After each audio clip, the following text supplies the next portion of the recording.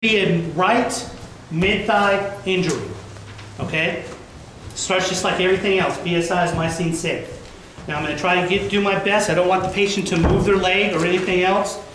Sometimes they may be sitting up to where they can stabilize it themselves a little bit, but this is a one-man operation. So when you use this, you'll be by yourself. What's the first thing I want to do before I apply a splint?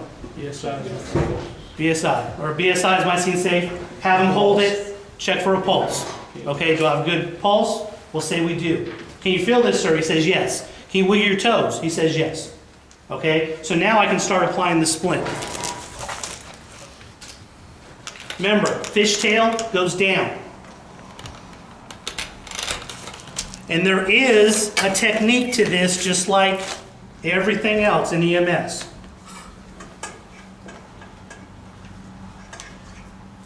Move your hand, sir.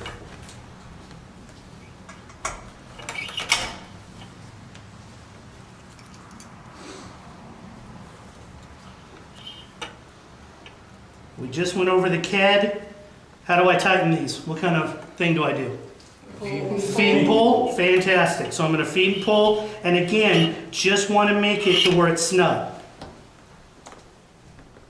Okay? And I want it seated up into the groin. All right? This can be a little bit uncomfortable, especially in males.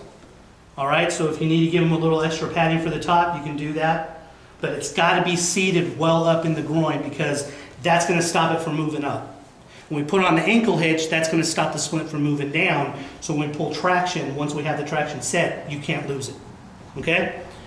So, on the bilateral one, you've got a left and you've got a right.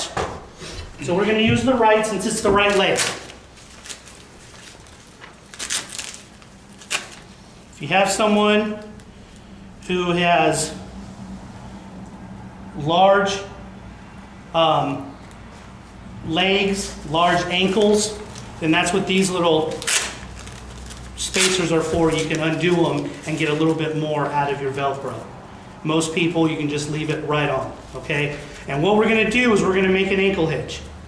All right, so where it's just hanging just like this, and that's what we're gonna attach the splint to.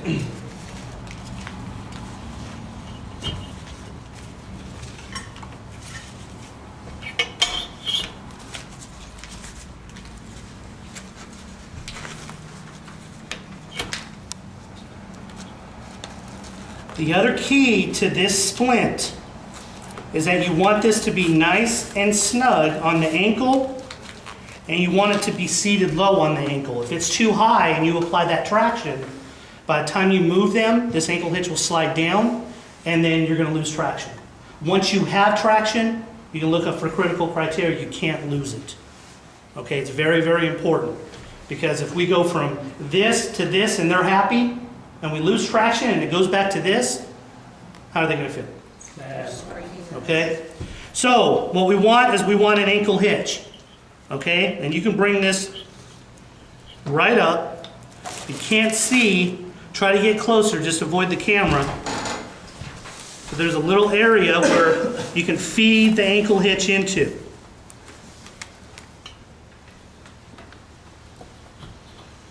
And then you can take up all the slack.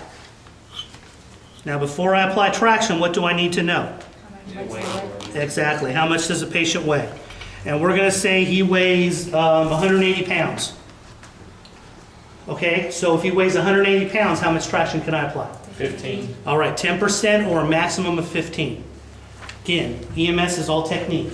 Okay, if you try to pull traction like this, you're kind of pushing into the table or the floor or whatever the patient's on.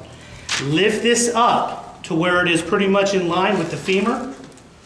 Grab this bar, okay? Push it up and then pull your traction. If you look, and you'll see when you guys come, there's a nice little arrow right at the front of it, and you can see from the side. One side is kilograms, that's red. We don't care about those. The other side is pounds, which is black. All right, and all I want to do is I want to apply 15 pounds of traction. Okay, which I am at right now. Okay, you can see it's on a clicker. So there may be times when you click once and you're at 14, you click it again and you're at 17. Okay? Easy way to take care of that is just push this up into the groin a little bit more, and you can usually back it down a little bit. All right? There's going to be one mannequin. Safety is very important. You're not going to put normal traction on each other as you're practicing this. This is for someone who needs that elongated. You don't have that problem. So you guys are going to do 5 pounds only, just for safety purposes. But I want you to tell how much you would normally pull. Okay? So I'm at my 15 pounds of traction. He's a happy camper now. Thank you, thank you, thank you. So now I got to finish putting the splint together.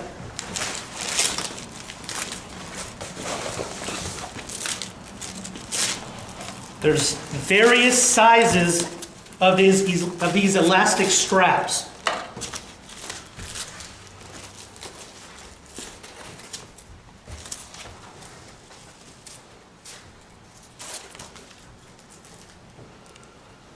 Okay? One very long one medium, and usually 2 short. All right, depending on the size of the patient will depend on how you do stuff. Majority of the time, where do you think this long one is going to go? Thigh, knee, or down by the ankle? Thigh. Thank you. Because there's a natural groove space underneath the knee, I suggest that you just use that to get over. You don't want to slide, you don't want to move the leg, you don't want to do anything like that. But you can put it right underneath the grooves and then carefully slide it up. All you have to do is just put it over the top of it. There's Velcro on both sides. Okay, just like that. These feet are apart. We want to move them together. Don't move the injured leg to the good leg. Move the uninjured leg over. Okay?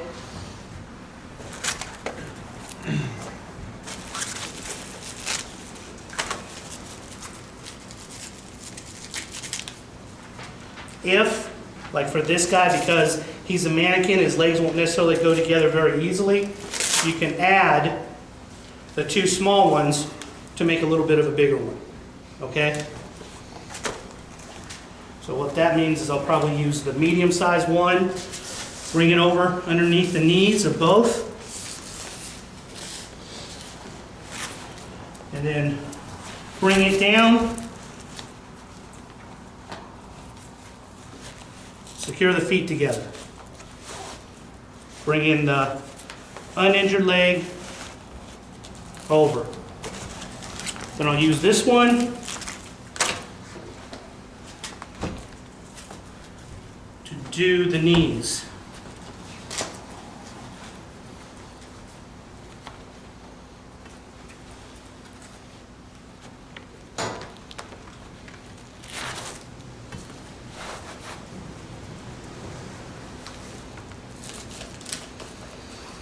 All right, finally,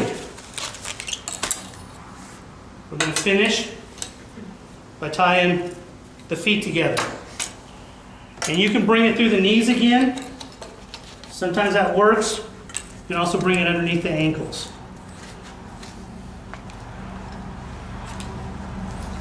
And what we're going to do is what's known as a figure 8.